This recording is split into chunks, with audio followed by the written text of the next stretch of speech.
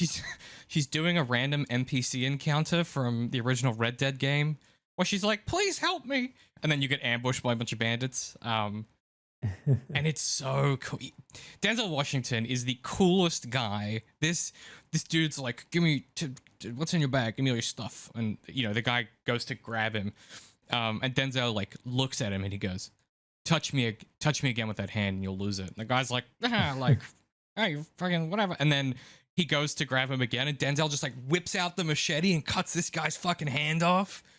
And everyone's like freaking out. And then he goes, the leader's like, "What are you guys waiting for? Kiss him." And Eli like looks at the camera and he goes, "He's in shock. I think he meant kill him." And then he steps into the shadows of the overpass and we get the fight silhouette from within the overpass. It's so fucking cool. It's so sick. It's cool. Yeah. That kiss him thing was so silly though. It's so It made silly. me laugh. Yeah, it's so good. This film rules. And they do this like little ramp of slow motion as he fights a guy with a chainsaw. Oh, it's just it's very cool. It's very video gamey. Yeah, this whole film is a video game. It's like, don't get me wrong, it's stupid, but I had so much fun with this fight. Yeah.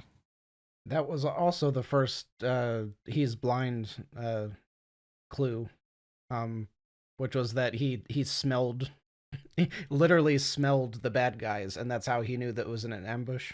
True. Yeah, and then the leader's like, "Man, what does that say about our hygiene?" Yeah, this film starts funny and then just refuses to have any humor later on, when things get dark. Except for maybe the cannibals. I thought they were pretty funny. But yeah, so interestingly, I'm curious what you thought of the action, JM, because you're kind of a resident action guy. I adored it, aside from that I kept coming back to, this has to be Daredevil, because he cannot be doing this stuff unless he's able to see in some fashion. And he was even doing some of the like behind the back Jedi stuff. Mm-hmm. So I would have to interpret it as he has been given a divine gift of fighting. And actually, I guess maybe I have to go back and stick more to my Arthurian thing, if because he always fights with the machete. It's sometimes he'll use a gun, but it's much more he defaults to the machete. So if that's Excalibur, then that's his divine power. So that's why he always fights with it, and he's able to do stuff that a blind person could not. Mm-hmm. It's funny you mentioned Jedi, because I thought when he cuts off the guy's hand, that was very Jedi-like. Yeah, that's the instant sort of like Obi-Wan in the bar where the guy's like, and he just like cuts the dude's hand, and I love that original 77 version where it's like, yeah, lightsabers don't cauterize shit. He just cut that guy's hand fully off, just blood on the floor.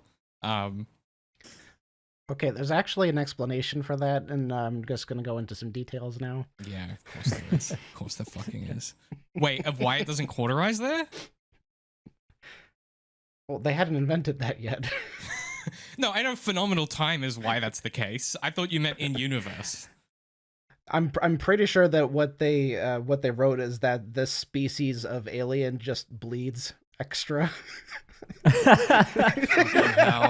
They just have really thin blood. He took an ibuprofen right before that. You know what I mean? God, Star Wars is so dumb. He was that particular alien was on alien peptides. Yeah, exactly. It's a very cool fight. It's a bit dumb. Denzel takes some of their stuff and he takes a lighter or something, and thank God he does, because he's able to use that later to barter to get his little iPod recharged. And what I love, he leaves that hopeless woman behind. I know. It's like, girl, like, take up some other job, please. The town's right down the road. Like, yeah, can I come with you? No. Oh, yeah, that was quick. It's like, well, and I think it's an interesting subversion, because you would expect that if, in a typical like fantasy style version of this writing, of course he would help the innocent woman. You know what I mean? But this isn't that. This is like Mad Max vibes. This isn't John Marston where he like kills all the bad guys and then like takes the woman back to town because he knows she's a victim or whatever. This is just like, no, like I'm going. See ya. Well, that same beat happens multiple times, so this is just the first. He's on his holy mission, and he has to do it alone in his eyes. Yeah. Well, and that ends up being his arc, right? Is he has to realize like it's all well and good to carry this book, but if he doesn't live by the principles of the book, then like what's the point? What's his little also don't mantra know that he how- keeps repeating? His little mantra. He's like, stay I must. stay the path. I think. Yeah, stay. I must. Well, he says, I must not stray from the path. I can't remember. Yeah. I feel like he. Yeah, I can't remember. Anyway. Yeah. Yeah, because it's right after that where he comes upon the like an old man and an old woman who are like walking with a shopping cart, and I was like, this is just they keep doing the road stuff. And then yeah, they get these motorbike gang guys turn up and they kill the man instantly, and then they presumably sexually assault the woman and then kill her. And yeah, he like crouches down and he's like, yes, don't stay on the path, like it's not your concern type thing. He just kind of lets this happen.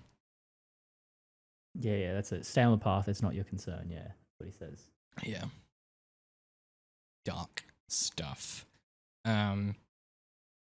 I was also wondering if there might be some kind of symbolism with the water, because he asks where the first, after he kills all the guys, and then the woman is there, and he says, "Where's your water?" And she tries to lie, and then it's in the cart, and he smells it and then leaves it with her. And considering how pivotal like holy water is in Christianity, that made me wonder if that was supposed to be symbolism of something. It could just very obviously be that the water is dirty and it's giving all of them horrible side effects and no one should drink it, but then also art. Yeah. Well, the film ends with them paddling a boat across a huge body of water, right? Like, I don't think that you can. I think it's probably there. I'm just not sure that it has much of an output. He does. Yeah, it's interesting. He does smell the water, right? Like that's how he decides that he doesn't want to drink it or take it with him. And that this Carnegie guy is like hoarding the water, and that this is like a means of expansion. I'm sure it's not up to date on my Bible anymore, so like I couldn't tell you if this is like a reference to Eli from the Bible or not, but it does feel pregnant with meaning, even if maybe it doesn't really go anywhere. I wrote how like in the first like 20 minutes, like I was like, I can see why we picked this movie right after The Road, because like yeah, man, so much DNA from The Road. Like yeah, the shopping carts. I mean, he's literally on a road, but like I mean, they mentioned cannibals like right from the get go.